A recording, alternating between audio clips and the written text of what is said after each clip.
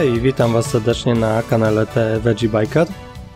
Dzisiaj ruszamy dosyć wcześnie jak na nas, bo po 10 rano. Po drodze zabieram piękną motostopowiczkę i udajemy się do Bonifacio. Miasto, którego wizytówką są schody wydrążone w klifach, ale zanim tam dojedziemy, chcieliśmy zobaczyć całe piękno tej wyjątkowej wyspy, poczuć historię związaną z tą wyspą. Filitosa. Miejsce, w którym znaleziono ogromne posągi, giganty wyciosane w kamieniu i datowane na aż 8000 lat wstecz, które rzekomo mają związek z kosmitami. Ale o tym, jak już będziemy na miejscu.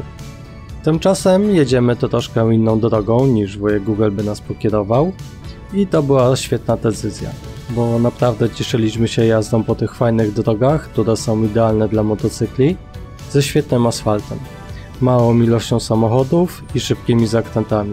Zresztą sami zobaczycie i nacieszcie się widokami oczami motocyklisty.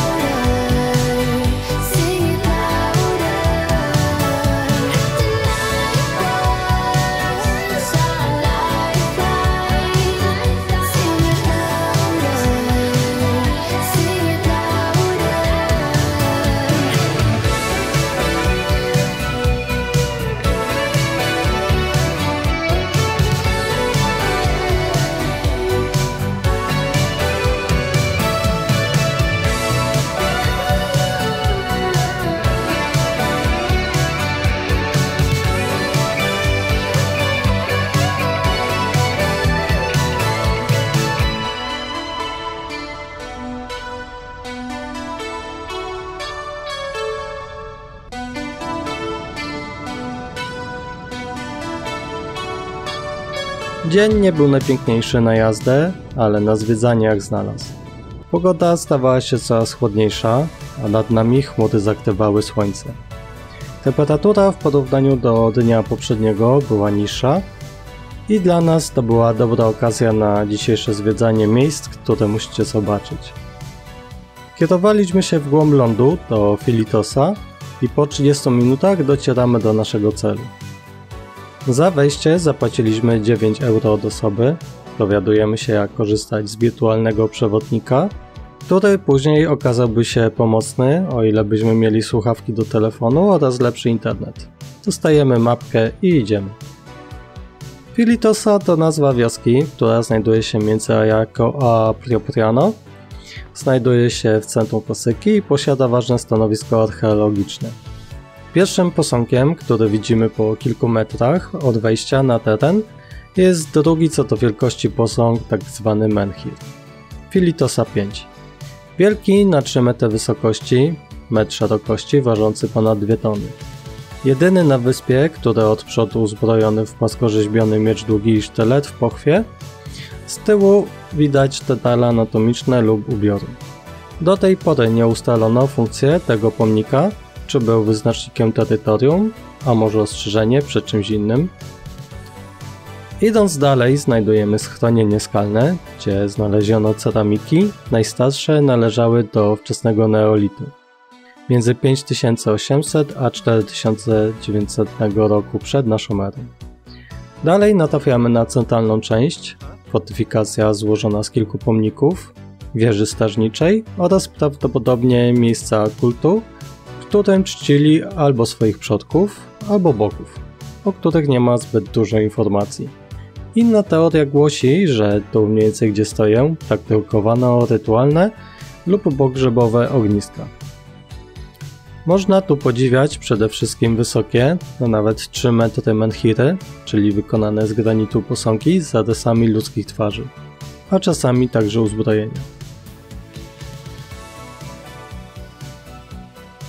Zaraz za fortyfikacją znajduje się niesamowita wioska Torian, kompleks wysokich na 4 metry, składający się z kilku pomieszczeń, prowadzący korytarzami.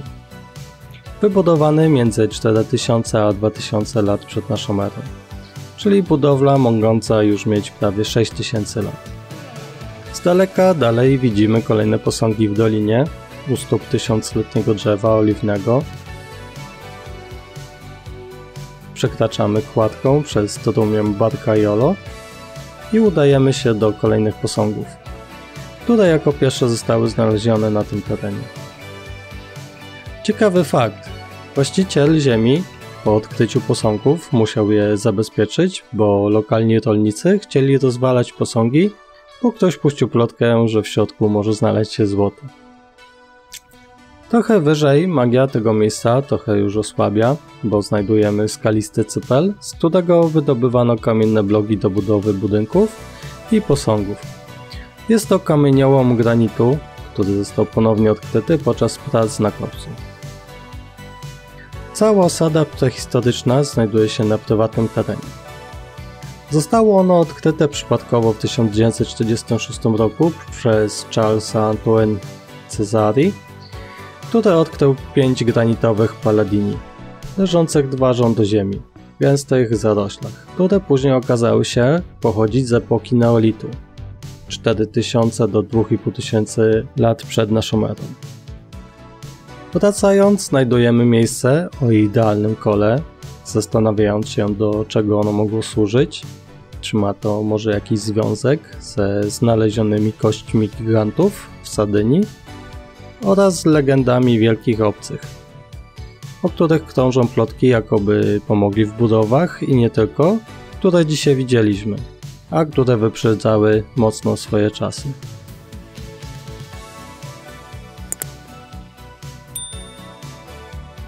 Całą wycieczkę kończymy w muzeum z klimatyzacją, gdzie znajdujemy pełno dodatkowych informacji o wydobytych pozostałościach wykopalisk oraz przybliżając, jak wyglądało codzienne życie i zwyczaje wierzeń ludzi Filitosa.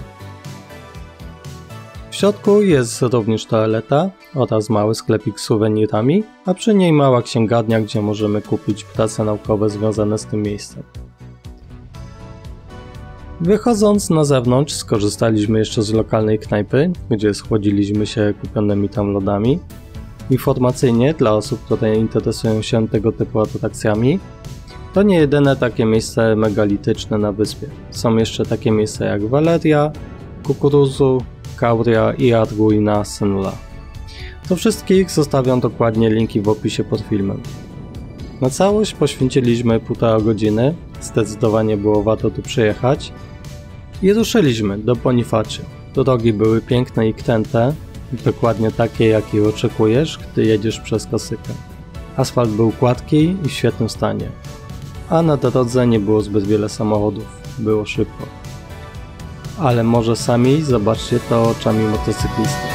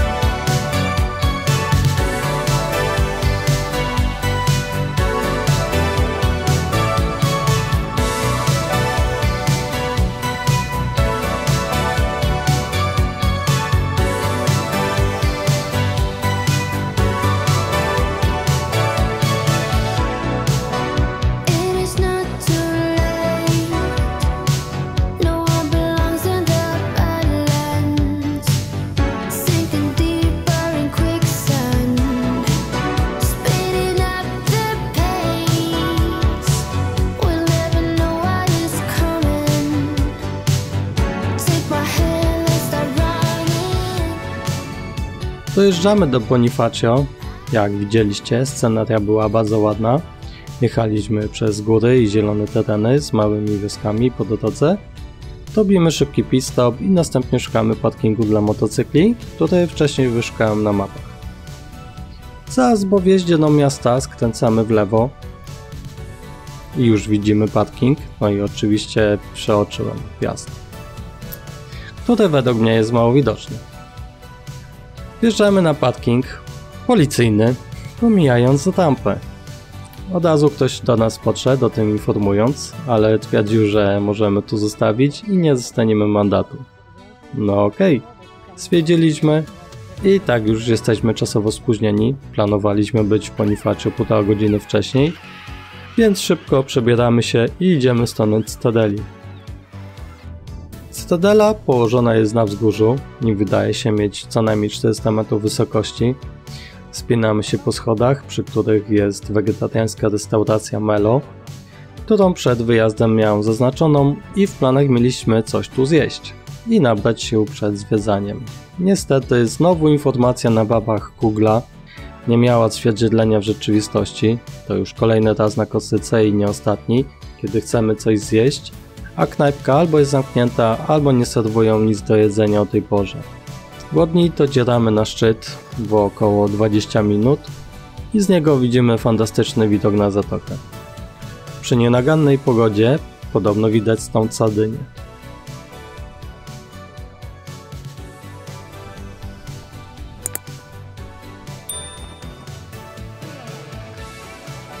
Gdy już przejdziemy przez bramę, pojawia się nam stare miasto i zapach jedzenia. Znajdujemy małą piekarnię, gdzie kupujemy coś w rodzaju pizzy i napoje, a następnie szukamy miejsca, gdzie można wygodnie usiąść, aby móc zjeść. Bonifacio to chyba najpiękniejsze korsykańskie miasto, nic dziwnego, że nie brakuje tu turystów i mimo, że jesteśmy tu we wrześniu. Zawieszone białe domy na kredowym klifie, wysokim na 70 metrów od strony morza, wyglądają jak z filmu lub bajki. Wygląda to tak, jakby za chwilę miały wpaść do morza, ale piękne widoki to nie jedyne atrakcje Bonifacio. Idąc przez stare miasto wąskimi brukowanymi uliczkami, co chwila wyłaniają się coraz to ciekawsze sklepiki z biżuterią, ubraniami czy różnymi suwenirami, a nie można zapominać o piekarniach i cukierniach, a zwłaszcza restauracjach. Naszym planem na dziś jest pokonanie schodów ze 189 stopniami, tak zwany Króla Aragonii, Escalade de Roi di Aragon. Mam nadzieję, że dobrze to powiedziałem. Schody znajdują się w górnej części miasta. Tak, miasto jest podzielone na dolną i górną część. I za przejście się nimi płacimy 5 euro od osoby. Dostajemy kaski, bezpieczeństwo przede wszystkim. I idziemy spalić kalorie. Legenda głosi, że schody Króla Aragonii w Bonifacio zostały ręcznie wykopane w ciągu jednej nocy przez wojska Króla Aragonii w 1420 roku, by mogli niepostrzeżenie dostać się do miasta. Niestety jest to fałszywa legenda, a prawda jest bardziej prozaiczna. Schody zostały wydrążone w celu pobierania pitnej wody ze studni St. Barthélemy. Dziś studnia nie jest już używana i jest zamknięta. Podczas liczenia stopni, gdy schodziliśmy, niestety pomyliłem się przy 112 stopniu i nie powiem wam, czy faktycznie 189. Niemniej cieszyliśmy się zejściem. Gorzej, bo wiedzieliśmy, że będzie trzeba tędy wyjść z powrotem, ale zanim to nastąpi, cieszyliśmy się pięknymi widokami. A tutaj mała przebitka z jutrzejszej wyprawy, by bardziej wam ukazać znaczenie tych schodów oraz ile pracy to musiało kosztować w dawnych czasach, bez dzisiejszej technologii, by stworzyć coś tak niesamowitego. Wracając po schodach, powiem, że na zwiedzanie tego wyjątkowego miejsca wymagana jest dobra sprawność fizyczna i dobre obuwie. Cieszyłem się z faktu, że nie lał się żad z nieba i było trochę wiecznie, co ułatwiało mi wychodzenie. Jeżeli ktoś chce liczyć schody, to tylko podczas chodzenia, bo przy wychodzeniu masz tylko nadzieję, że to już ostatni stopień. A przez to uważam, że schody były jeszcze bardziej spektakularne niż sobie wyobrażaliśmy.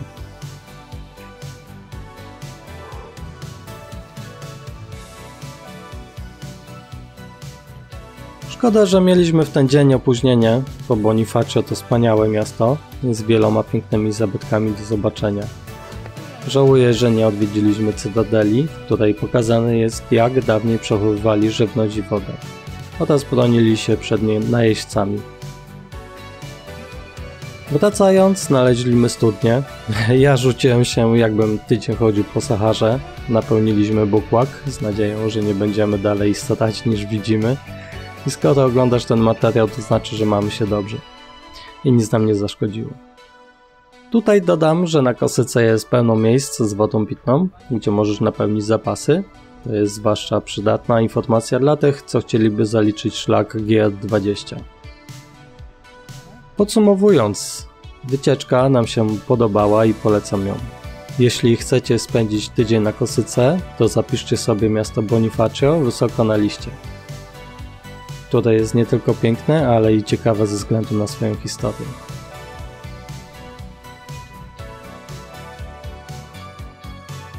Wracamy i na szczęście nie mamy żadnego mandatu i do tej pory też nie przyszedł pocztą. Nie byliśmy w pełni zadowoleni, bo nie zwiedziliśmy wszystkiego, co mieliśmy w planach.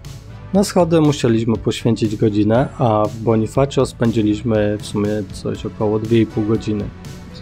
Z plusów dowiedzieliśmy się, o której porze wypływają promy na wyspy Lavezzi i nie trzeba rezerwować dzień wcześniej. Będą one kolejną atrakcją na naszej wyprawie po Kosyce.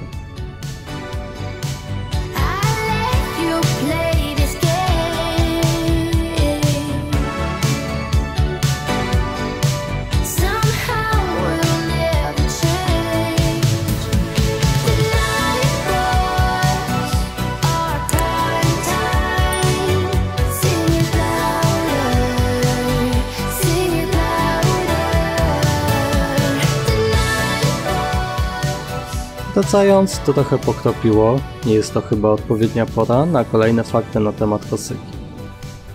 Fakt numer 1. Kosyka była zamieszkana przez co najmniej 5000 lat. Na wyspie można zobaczyć wiele megalitycznych pomników, takich jak dolmeny i menhiry. Oznacza to, że ludzie zamieszkali Kosykę już w trzecim tysiącleciu przed naszą erą. Jednak prawdziwie cywilizowany stał się w VI wieku przed naszą erą, kiedy Grecy założyli miasto Alaila na wschodnim wybrzeżu. Fakt numer 2. W przeciwieństwie do większości mieszkańców południowej Francji, Kosykanie nie przypadają za słońcem. Z tego powodu nie znajdziesz kosykańskich kąpieli słonecznych w środku dnia, a zamiast tego lubią chodzić na plażę wczesnym rankiem lub o zachodzie słońca. Resztę dnia spędzają głównie w domu za zamkniętymi okiennicami. Fakt numer 3. Kosyka jest 4. co do wielkości wyspą na Morzu Śródziemnym, przystanią pełną cytrusów i drzew oliwnych. Najpiękniejsze wyspy to także te największe: Sycylia, następnie Sardynia i Cypr, a tuż za nim właśnie Kosyka. Zostawiam Was na chwilę, a Wy podziwiajcie krętą Kosykę oczami motocyklisty, a za chwilę dowiecie się, co będzie w kolejnym odcinku.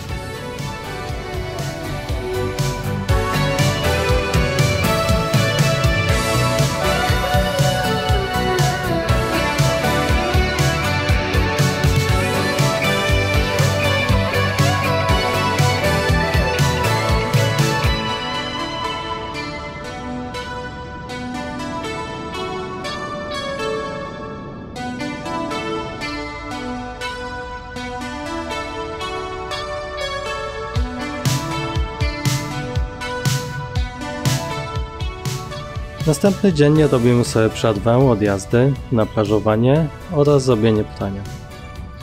W kolejnym odcinku wracamy do Bonifacio, ale inną drogą, niesamowicie krętą, boczną, mało uczęszczaną, by następnie popłynąć rejsem na jedyne w swoim rodzaju wyspy Lavezzi, posnutkować.